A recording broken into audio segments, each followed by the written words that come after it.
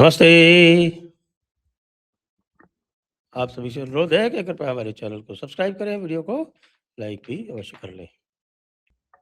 तो अब नीट की लड़ाई, छात्रों की लड़ाई, स्टूडेंट्स की लड़ाई, आम आदमी पार्टी और कांग्रेस की लड़ाई बन गई है। शांतिपूर्ण तरीके से बच्चे संसद की ओर जाना चाहते थे, उनके ऊपर बुरी तरह से डंडे बरसाए गए, कई बच्चों का सर फट गया। ये बिल्कुल स्पष्ट हो गया कल जब राहुल गांधी अचानक धरने पर बैठ गए, निकले खड़गे साहब के आवास से बाहर, और खड़गे साहब के आवास से बाहर निकल के जो 10 रेस कोर्स रोड का जो एग्जिट गेट है, एग्जिट गेट जो ठीक अकबर रोड चौराहे पे खुलता है, यदि आपको दिल्ली का आइडिया है तो अकबर रोड चौराहे पे खुलने वाला जो आउट गेट या एग्जिट गेट है 7 लोक कल्याण मार्ग का या 7 रेस कोर्स रोड जो पहले कहलाती थी, वहां पर जाकर बैठ गए सामने। और वहां पर जाकर बैठ गए, उसका मजेदार ये है कि ठीक है, जो वहां बैठे और उसके बाद जो कुछ बातचीत हुई वो सब आपने सुन ली होगी कि किस तरह राहुल गांधी ने पहले कुछ कहा, बाद में कुछ कहा। वो तो खैर राहुल गांधी का स्वभाव है, तो उसमें मैं कोई आश्चर्यचकित नहीं हूँ। और जो लोग कहते हैं कि साहब की एलओपी को रिस्पॉन्सिबल होना चाहिए, उसमें भी मैं कतई आश्चर्यचकित नहीं हूँ, क्योंकि राहुल गांधी तो एकाधिक नहीं अनेकों बार ये दिखा चुके हैं कि जो तथाकथित दायित्व का भाव है, या जिसको जिम्मेदारी का भाव कहते हैं, सेंस ऑफ रिस्पॉन्सिबिलिटी, वो उनके आसपास से कहीं से भी छू तक नहीं गया है। तो इसलिए उनके लिए ये करना, एम्बुश टाइप की हरकत करना, ये बिल्कुल स्वाभाविक है। उनको यदि लग रहा है कि इससे उनका जो है वो बड़ा महिमा मंडन होगा, तो वो भी नहीं होने वाला है, ऐसा कुछ भी नहीं होगा। हुआ है क्या कि उसके तुरंत बाद संजय सिंह का ट्वीट आ जाता है। संजय सिंह कहते हैं कि बताइए, सीजेपी वालों को तो निकलने नहीं दिया गया जंतर मंतर से बाहर, और कांग्रेस को ठीक प्रधानमंत्री के गेट के सामने धरना देने के लिए उनको परमिशन दे दी गई। यही चीज फिर आतिशी ने रिपीट की। अब ये आतिशी और संजय सिंह ये भूल जाते हैं कि जो ये राहुल गांधी ने ये जो कार्य किया, इसका ट्रिगर उनकी ही वो फोटो थी जो कल पूरे मीडिया में चल रही थी, जिसमें वो बैठ के मुस्कुरा रहे थे जंतर मंतर के बगल में। वहीं पर बैठकर तीनों लोग एक साथ बैठकर मुस्कुरा रहे थे, और मुस्कुरा इसलिए रहे थे, कह रहे थे देखा, आखिरकार जेन जी की नब्ज तो आम आदमी पार्टी के ही हाथ में है। ये देखकर राहुल गांधी को बड़ा अटपटा लगा। कुछ लोग तो कहते हैं कि वो रात भर सोए नहीं। उनको लगा कि भाई ये क्या हो रहा है, पंजाब के चुनाव हैं और आम आदमी पार्टी ने इतना बड़ा हमारे ऊपर एक टैक्टिकल प्लस पॉइंट अर्जित कर लिया, अचीव कर लिया। ऐसे कैसे हो सकता है? तो उसके बाद फिर टास्क दिया गया उनके, जो आप जानते हैं उनका वो कम्युनिस्ट वालों का जो एक ग्रुप है, जय जगत बोलते हैं उसको। तो वो जय जगत को ये टास्क दिया गया कि भाई इसका जल्दी से काउंटर निकालो, नहीं तो हम बहुत पिछड़ जाएंगे, पंजाब हमारे हाथ से गया। इन मामलों में केजरीवाल को महारत हासिल है। भई, जो ओरिजिनल एनर्किस्ट, जो ओरिजिनल अन्ना आंदोलन, उसके बाद की ओरिजिनल आम आदमी पार्टी, और उसके बाद बेवकूफ़ बना के दुनिया को, और बेवकूफ़ बना के कांग्रेस से उससे समर्थन लेना, फिर पगली दुनिया को पागल बना के, और 2-2 बार रिकॉर्ड मतों से जीतना, ये सारे कार्य केजरीवाल कर चुका है। केजरीवाल अपने पीछे एक सॉलिड हिस्ट्री ऑफ अचीवमेंट है उसकी, और उसके बाद फिर पंजाब जीत लेना, सारी उसके पास है, इतिहास है अचीवमेंट का। राहुल गांधी के पास कोई इतिहास नहीं है किसी भी नए अचीवमेंट का। हार की लंबी लिस्ट है, हार ही हार, जो इस समय बताते हैं 99 पे है। तो शीघ्र वो अपना शतक बना लेंगे हारने का। लेकिन फिर उन्होंने कहा कुछ करना तो ज़रूर है, करना तो ज़रूर है। तो लोगों ने निकाला कि साहब ऐसा है, चलिए हम प्रधानमंत्री आवास को ही घेरते हैं। तो प्रधानमंत्री आवास को कैसे घेरते हैं? खड़गे जी का घर बगल में ही है। अकबर रोड से आप चलो तो उधर, मैं 1 मिनट, ये मैप जो है वो देख रहा हूँ, मैं अपने रेफ़रेंस के लिए देख रहा हूँ। हुँ, तो खड़गे साहब का जो घर है वो वहीं बगल में ही है, वहाँ से निकलो आप जो थोड़ा-सा लोक कल्याण मार्ग से। तो सोचा भई ऐसा है तो फिर कर ही लिया जाए काम। जब हमारे खड़गे जी बगल में ही बैठे हुए हैं, तो फिर खड़गे जी के बगल में बैठे रहने से फिर क्या दिक्कत है? वहाँ से निकलो और सीधे धावा बोल दो। धावा बोलने का काम ये किया गया इनके द्वारा और धावा सफल भी रहा।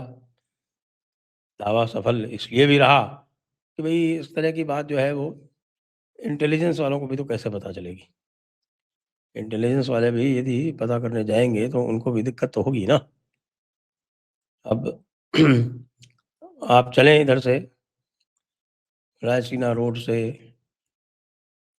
और फिरोज शाह रोड से मंडी हाउस होते हुए सीधे इधर कनॉट प्लेस की तरफ चलते हैं तो अलग-अलग रास्तों से आप पहुँच सकते हैं। कहाँ?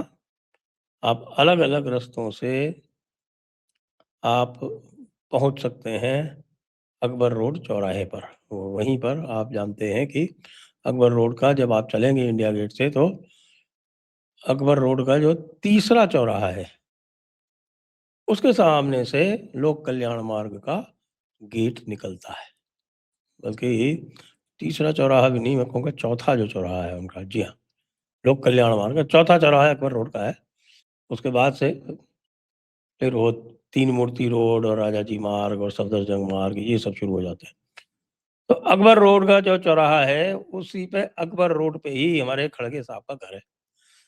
तो अकबर रोड पे वही चौराहे के बगल में ही खड़गे साहब का घर है, वहाँ से निकले और अकबर रोड के सामने जो लोक कल्याण मार्ग का जो एग्ज़िट है, उससे बैठ गए।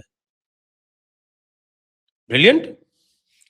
और बैठे रहे, उनको पता था कि क्या होगा भई यहाँ पे बैठने तो देंगे नहीं और इसमें सरकार ने अच्छा किया, कि इनको वहाँ बैठने नहीं दिया गया। 148 बीएनएसएस या पुरानी जो 129 सीआरपीसी थी, उसमें इनको डिटेन किया, कुछ देर तक थाने-वाने में रखा और उसके बाद छोड़ दिया।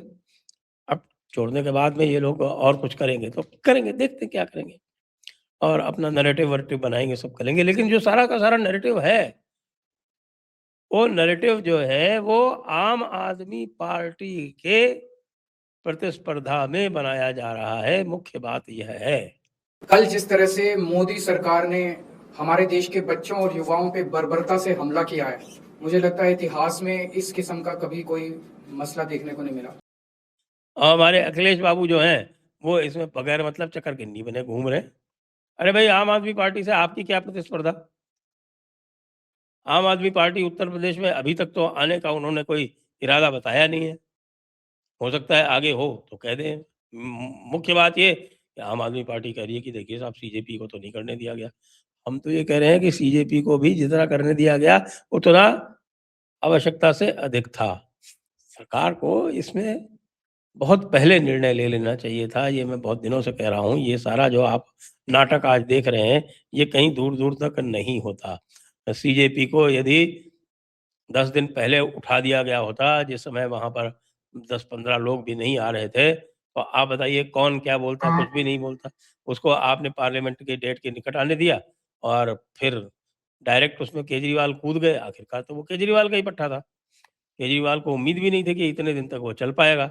लेकिन केजरीवाल की जो आशा थी, उसके विपरीत इतने दिन तक चल गया और उनको दिखा कि भई सरकार जो है अभी भी ऊहा-पोह में है और सरकार इसको हटाने के मूड में नहीं है, तो उन्होंने उसका अगला फ़ेज़ और उसके अगले फ़ेज़ में उसको लेजिटिमेसी दिलाने के लिए वहाँ पे खुद गए, आम आदमी पार्टी वाले गए और उसका ये था उनका कि किसी तरह से इसको पार्लियामेंट के इनॉग्रेशन वाले दिन तक ले जाया जाए।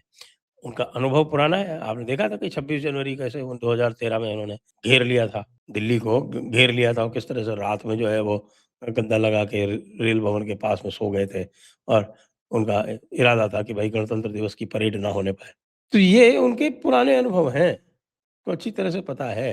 इस तरह का फ्लैश मॉब जो है वो आपको ध्यान होगा, एक बार निर्भया कांड के समय भी इकट्ठा किया गया था और जो फ्लैश मॉब को इकट्ठा करने वाले लोग थे, वो इन्हीं के ही बाद में चेले-चपाटे बन के साथ में आए। तो इतना बड़ा अनुभव होने है जिसके पास, तो उसने 20 तारीख को पार्लियामेंट के टाइम पे, कूच के टाइम पे कुछ तो हंगामा करना ही था, किया उसने। साथ में बहुत सारे और लफंगे जो हैं वो शामिल हो गए और दूसरे जो हैं पार्टीज़ आपके भीम आर्मी शामिल हो गई, समाजवादी शामिल हो गई। समाजवादी को तो पता ही नहीं चल रहा किसके साथ शामिल होना है, किसके साथ शामिल नहीं होना। वो आम आदमी पार्टी के साथ भी शामिल हो गई और कल राहुल गांधी के साथ भी शामिल हो गई। है ना गजब। Here is a confused party, जिसको कुछ पता नहीं है, कुछ आइडिया नहीं कि क्या हो रहा है। अब ये जो प्रतिस्पर्धा है, ये आसानी से समाप्त नहीं होने वाली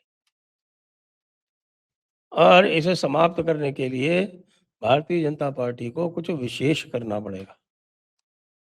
इसमें कोई संदेह नहीं है कि इसमें और बहुत सारे जो हित हैं, वो केंद्रित हैं। राहुल गांधी एफसीआरए भी नहीं चाहते, राहुल गांधी जो है वो ये भी नहीं चाहते कि जो कॉन्स्टिट्यूशन अमेंडमेंट बिल्स हैं, चाहे वो महिला आरक्षण का हो और चाहे वन नेशन वन इलेक्शन का हो, ये पास हो, वो बिल्कुल नहीं चाहते। आम आदमी पार्टी वैसे ही उनके 7 सांसद जो हैं वो बीजेपी जाके ज्वाइन कर लिए, तो वो घाव जो है वो उनको अभी भी साल रहा है।